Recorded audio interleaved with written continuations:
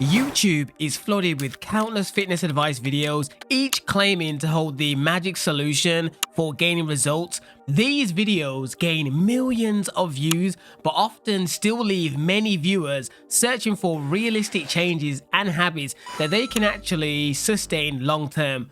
In today's video, I'll provide 3 very simple game-changing habits that you can implement today. So let's get started. We've all seen someone in the gym that when they're using a piece of equipment, for whatever reason, they just get up and walk around almost the entire gym before then returning to that same piece of equipment, which have called dibs because they shake a bottle of the t-shirts there. See, these people on the surface are idiots. However, once I understood the reasoning for it, it kind of makes a lot more sense. But there are limits as to how far you can go with this.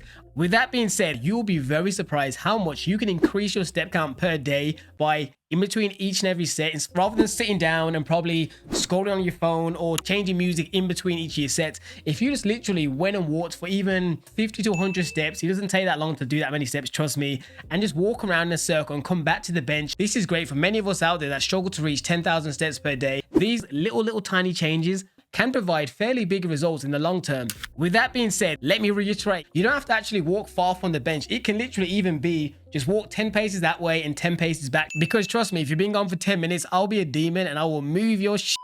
Another habit I swear by for increased longevity and overall happiness in the gym, which I have a feeling a few gym bros will definitely disagree with me on this one. However, for the average person, this is something that definitely can help fuel your motivation to the point where you enjoy your workouts a lot more. For people that love the gym, like no matter what, have super good discipline, that will always go, this probably won't be applicable to them as much.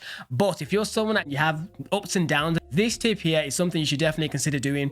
Every 2 to 3 weeks, depending on your kind of mindset, I would really consider just throwing your whole gym routine out the window. I know that sounds crazy, but have a session at least 2 to 3 weeks where you go in the gym and you just do the things that you really enjoy. Have an ego session. And I don't mean an ego lifting session.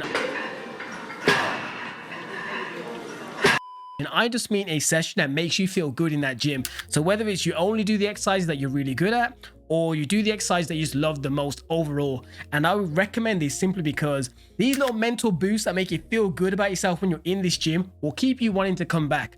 A typical bodybuilding routine to get in shape is going to be repetitive, and unless you really love the process and the whole journey of bodybuilding, you may find it boring and eventually you may quit. So if you're that type of person, you need to find every single reason you can to keep yourself consistent with this if you really want to see results. So I definitely recommend it. Just dash your routine out the window, just throw it out and do something that you really love. Then the next session, you go back to doing your routine. I wouldn't say it's optimal to do this.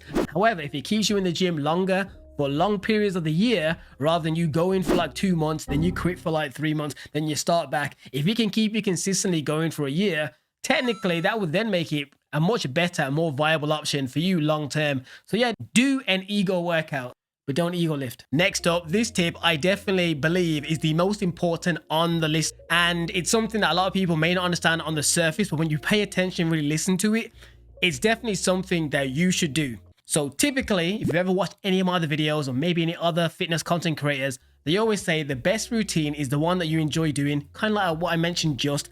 However, there are instances where you need to push yourself to do things that you may not necessarily like. Because I truly believe that every single person needs a little bit of hardship so they can learn to overcome it. In regards to fitness now, whatever exercise which you know you hate, and you avoid religiously, not because it causes injury, simply because you hate that exercise, maybe it's just really hard to do, I believe that at least once a week, you should make yourself do that exercise for 3 sets, whatever the thing is. If it's cardio, do at least 5 minutes. If it's a certain exercise, do the 3 sets of it at least once a week. So to illustrate my point a little bit easier so you can understand it, I will give an example of what I've done over the last 3 months. Personally, I have always hated in the gym the rowing machine. I've always hated it with a absolute passion. It's a great piece of cardio equipment, but for me personally, I've always hated it. But in all honesty, the main reason why I avoided exercise so much is because I wasn't good at it. I used to get winded within 2 or 3 minutes, and I just didn't like the fact that I just wasn't good at the exercise.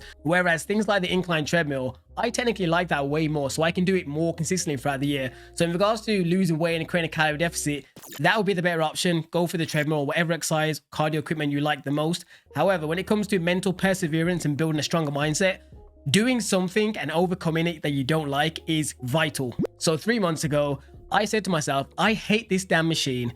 But what I'm going to do is every time I come in the gym, I'm going to try and do at least 50 calories on this machine.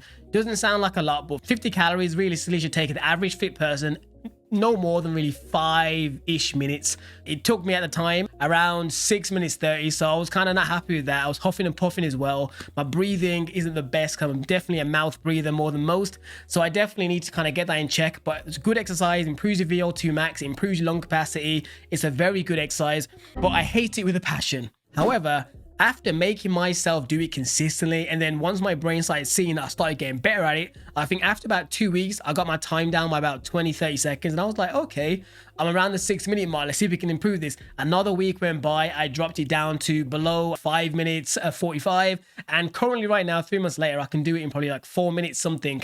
And now my relationship with the exercise is way different. I hated it, but now I love it because my ego has got like a bit of a boost, because I realized that I took on the challenge of doing something that I've hated for years, and I've got to a point where I enjoy it because I've kind of made it my bitch. I am good at the exercise now. I can do a good 10-15 minutes if I need to, and it's one of those things that I feel proud every time I get on that machine. And I feel like doing that in various little things that you hate, it kind of rolls over into other things, because we all know there's definitely tasks and things in real life that we may not like doing, but you need to do because it's beneficial for you.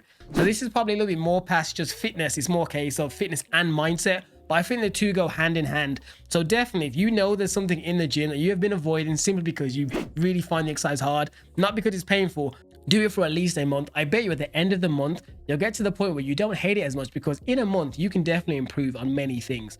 You know, I mean, I'm not saying you're going to be an expert at the exercise, but you'll definitely be in a better position than when you started. And that pride that you feel will just feel great. And it will carry over into many other aspects of your life, especially if you're someone that's not that disciplined and doesn't really have a lot of motivation for working out. And if you want to learn more about what to do to kind of kick yourself in the ass to get motivated to work out, even when you're not that bothered, check out this deep dive here where I go into it in much more detail.